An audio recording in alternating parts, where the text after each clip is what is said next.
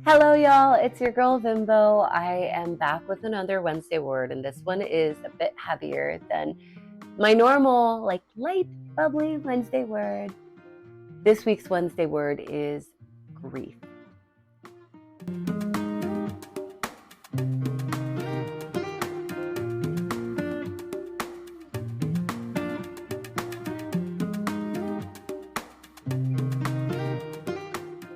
So, if you are new to my channel, my name is Bimbo. I release weekly Wednesday words meant to sprinkle some sunshine in your life. And I think talking about grief is actually a great way to sprinkle sunshine in your life. And I'm going to explain to you what I mean by that. I really wanted the title of this video to be I Suck at Grief. I am really bad at being sad, and that's okay. I think even talking about it and working on being a little bit better at being sad is actually really, really healthy for my emotional health, my mental health, who I am as a person. So I grew up in a context, and a lot of you may be able to relate to this, maybe your family culture, maybe a religious culture, that sadness was kind of seen as a sign of weakness. And also, in a faith context, if you're sad, then maybe you don't have enough faith. In just a societal context, if you're sad, then you're weak. But really, being aware of your emotions and also processing them in a healthy way is part of what it means to be a human. I've been meaning to make this video for a little bit. I've had a lot of grief surrounding the death of my grandmother, who passed away about 3 months ago now. And she passed away the day before I was actually flying to Zimbabwe, which was a trip that had a ton of purposes, but part of it was I was going to be able to see her, and my husband was going to be able to meet my grandmother for the first time. She was unable to attend our wedding, which was a couple years ago during the pandemic. She's older, and so traveling just wasn't an option. And so losing her within the last few months and still having to go on with life as normal. I don't know if anyone else can relate, but there are some times when I just am like, I want to scream because life is so short. Something about death really reminds you that life is so short. And sometimes when things are kind of dumb, or they feel like, what the heck are we doing here? Death just puts things in perspective. And so anyway, I digress. I want to share here 3 tips for how to grieve well from someone who really sucks at grieving. And I'm just telling you what I've learned along the way as I've stumbled through the messiness that is grieving and grief as a normal human being. So the first tip I would have about grief is to process your emotions before your emotions process you. What do I mean by that? So everyone processes in different ways. Some people are more external processors. I am, which means, for example, I will process my emotions out loud. I will typically talk to my husband or one of my sisters or my mom or my brother or a family, or a friend, so a close family member or a friend, if I'm going through something difficult or tough, or even if I'm going through something positive. And that actually allows me to process it. I know other people who are more internal processors, which means they kind of go more inward. They need space to think through what they're experiencing, and then they're able to put words and talk with others about their emotions later on.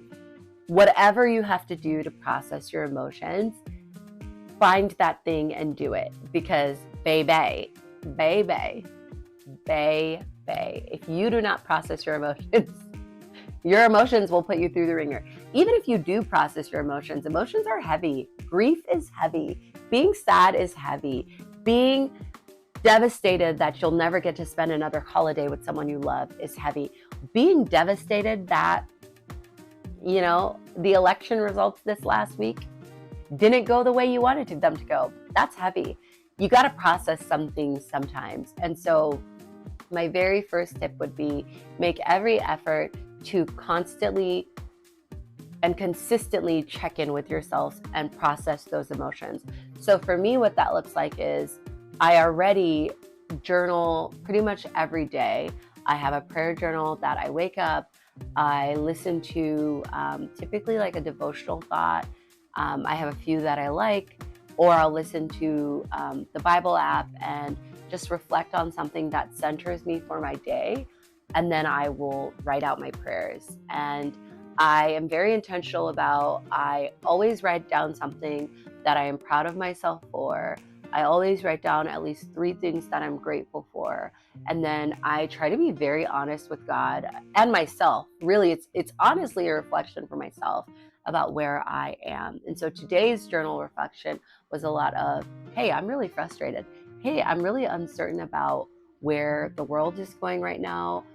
Hey, I don't know what the next few months are going to look like for me and my loved ones with all of this uncertainty around our world, but also with grief, checking in and seeing how I feel that day. You know, some days are tougher than others.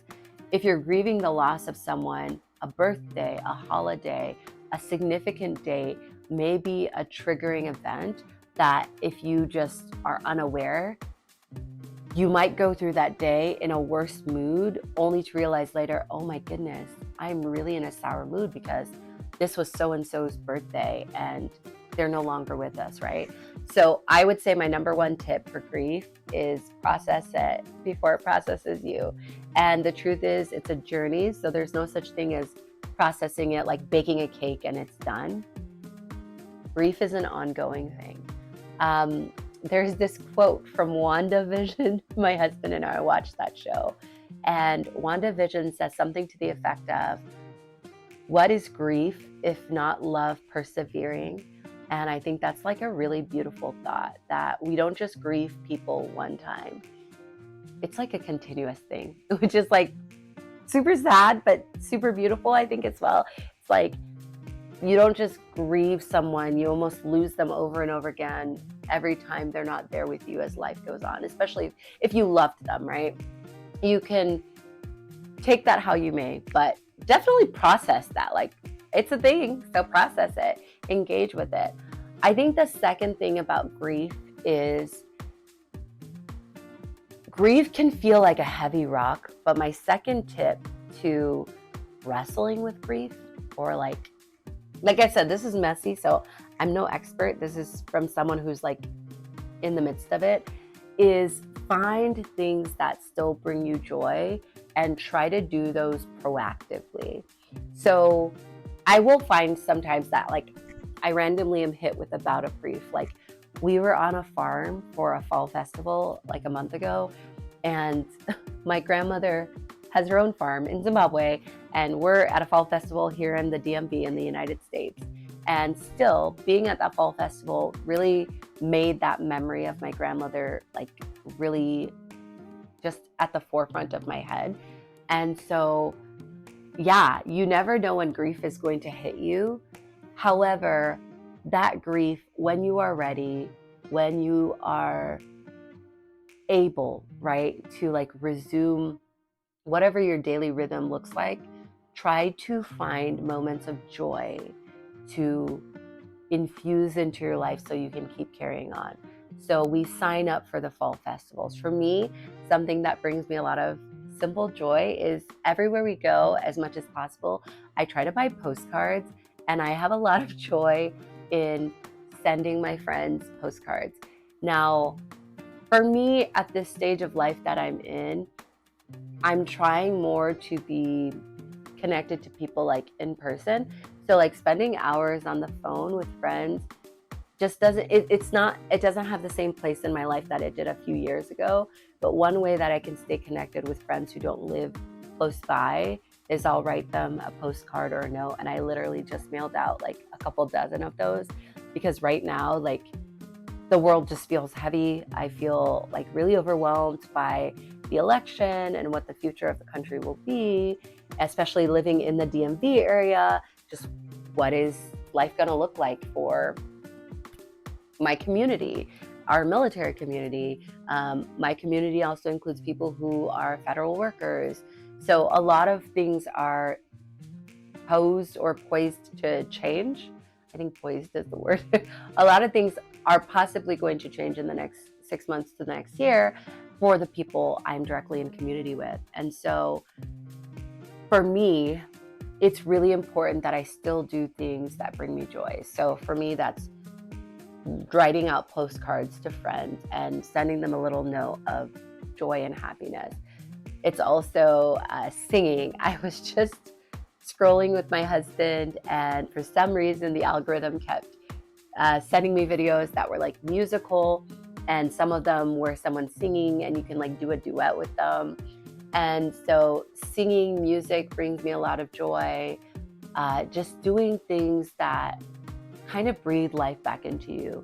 Last week, when the election happened, and honestly, it just went left. It just did not go the way I thought it was going to go at all, and I was devastated. But we live in a democracy, and so what that means is some people feel like, let's go elect a convicted felon. And please do not come for me in the comments. I will delete and block you. I don't have the energy right now because I'm grieving. I'm grieving. But the day after the election, and the day after that, and the day after that, my husband and I, we went on a walk in the evening. And we used to go on walks more regularly, but just being out in fresh air, experiencing a little bit of sunshine, just the little ticks in the box that make you feel human, those are important.